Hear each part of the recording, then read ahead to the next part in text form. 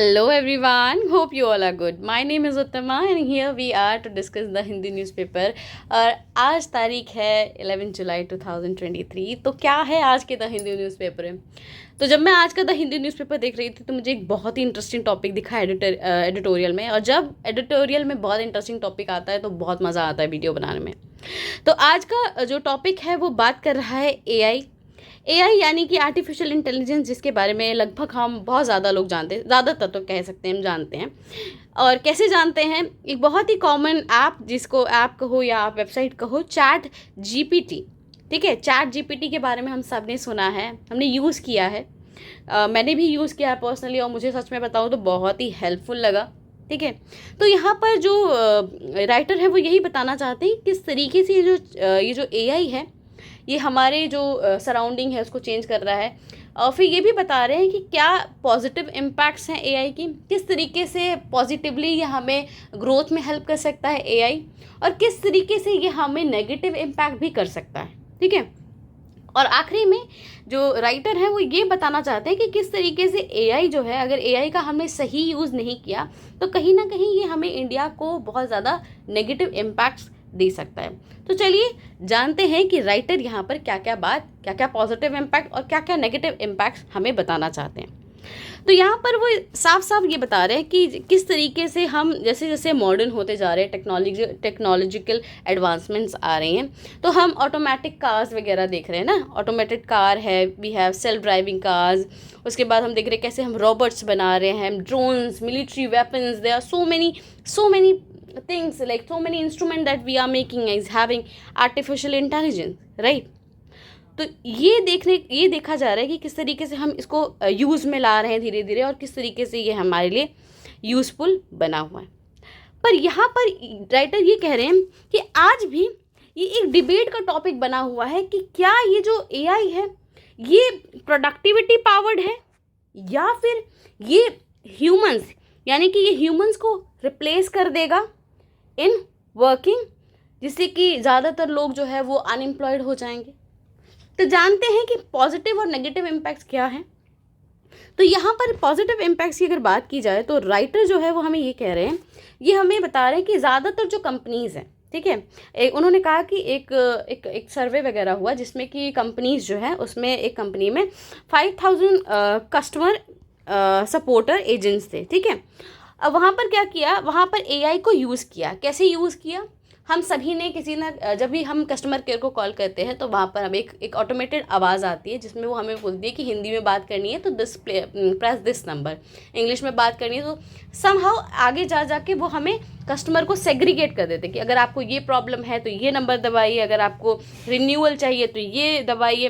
तो किस तरीके से ये जो ऑटोमेटिक वॉइस है, ऑटोमेटेड, ये किस तरीके से कस्टमर की डिमांड, क्या प्रॉब्लम्स हैं, उससे कस्टमर को सेग्रीगेट कर रही हैं, और जो कस्टमर अब कस्टमर केयर एजेंट के पास जा रहा है वो सॉर्टेड है। एजेंट, उनको पता है कि हाँ मेरे पास इस प्रॉब्लम से रिलेटेड लोग आएंगे, so it is becoming very easy for them, और कस्टमर के लिए भी बहुत ज़्यादा अच्छा है ये। तो यहाँ पर वो यही बोल रहे हैं कि ये हुआ, तो वहाँ पर हमें ये देखा कि किस तरीके से there is a increase in the productivity by adopting AI in goods and services. ठीक है, अब यहाँ पर ये भी बताया गया है कि किस तरीके से there is a 14% increase in the worker productivity tools को यूज़ करके, and improved customer satisfaction. Customer भी अब सेटिस्फाइड है। अब जो कस्टमर केयर एजेंट है उनको एक बहुत अच्छा ट्रीटमेंट मिल पा रहा है, प्रॉपर ट्रीटमेंट, क्योंकि अगर कंफ्यूज्ड कस्टमर रहता है तो वो अच्छे से समझ नहीं पाता है, काइंड ऑफ इरिटेट हो जाता है, जिसका इफेक्ट तो ऑब्वियसली बात है कस्टमर केयर सर्विस एजेंट पे जाता ही है। And increase employ retention.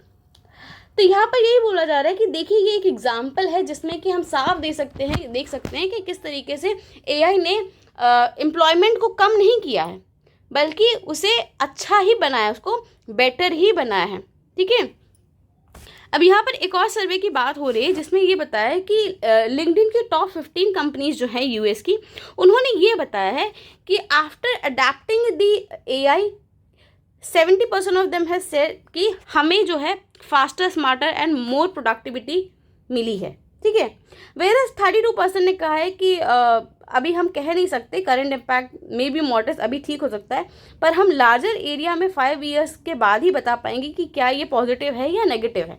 ठीक है, अब यहाँ पर एक और चीज़ बताई जा रही है, यहाँ पर ये बताया जा रहा है कि हम एआई को यूज़ करने के, ये कहा जा रहा है कि अगर हम अपने बिजनेस को थोड़ा रीस्ट्रक्चर करें, उसमें अच्छी तरीके से एआई को सही जगह पर डालें, तो उससे क्या हो सकता है कि हम बहुत ही अच्छा एक प्रोडक्टिव पोटेंशियल बना सकते हैं।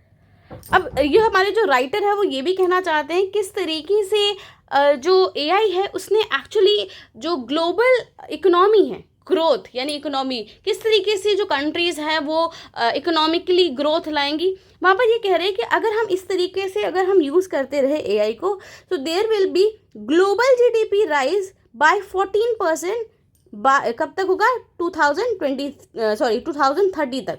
यानी कि अगर हम इस तरीके से यूज़ करते रहे एआई को, एडवांसमेंट को, तो पूरी दुनिया की अगर हम बात करें, world GDP will go by 14% बढ़ेगी, जिसको हम ट्रिलियन 15.7 ट्रिलियन भी कह सकते हैं। अब यहाँ पर एक और रिपोर्ट के बारे में डिस्कस हो रहा है, जिसमें कह रहे हैं कि generative AI alone could raise global GDP by 17। अब यहाँ पर जनरेटिव एआई यानी कि ऐसी चीज़ जो कुछ जनरेट कर रही है, जैसे कि something like creating content, having Photoshop, मतलब something which is like technological way में, ठीक है, तो मशीन लर्निंग के थ्रू। तो कह रहे हैं कि वो अकेले ही अगर देख ले तो वो 7% जीडीपी का राइज कर सकती है। तो यहाँ पर कह रहे हैं कि the report highlight the generative AI potential to create human like output. ये दिखा रहे हैं किस तरीके से जो एआई है वो ह्यूमंस लाइक आउटपुट दे रहा है, और बैरियर यानी कि जो कम्युनिकेशन बैरियर वगैरह जो हम ह्यूमंस में है उसको भी किस तरीके से ब्रेक कर रहा है। इस तरीके से ये बता रहा है किस तरीके से ये अगर पॉइंट्स को देखा जाए तो एआई जो है वो हमारी इकोनॉमी और सराउंडिंग में भी देखें तो एक पॉजिटिव इम्पैक्ट ही दिखा रहा है। आगे हम और अगर बात करें तो एक डिस्कशन बता रहा है जो कि यूरोप में हुआ है, तो उसमें ये बता रहे हैं कि किस तरीके से ये प्रेडिक्ट किया गया है कि मे बी अगर we will use the artificial intelligence तो there will be increase in per capita income. तो ये तो एक्चुअली एक डिबेट है जिसको हमें इतना फोकस नहीं करना चाहिए। बट अब हम चलते हैं कि what are the negative impacts क्या हैं, ठीक है, जो कि हमें हार्म कर सकते हैं। तो यहाँ बोल रहे हैं कि expert also pointed out multiple negative impacts of AI technology. तो सबसे पहली जो हमने सभी लोग जानते हैं दैट इज़ लेबर रिप्लेसमेंट, यानी कि लोग जो हैं जो बहुत ज़्यादा काम कर रहे हैं वो इजीली रिप्लेस हो जाएंगे, क्योंकि अगर मशीन्स काम करने लगेंगी तो क्या होगा। यहाँ पर यही बोल रहा है कि it will adversely affect the blue collar jobs and the individual with lower level of education.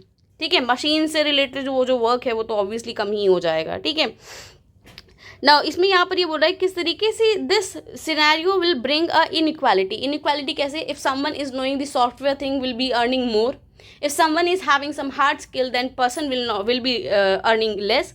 So it is just talking about how this thing can bring the kind of inequality in the wages also.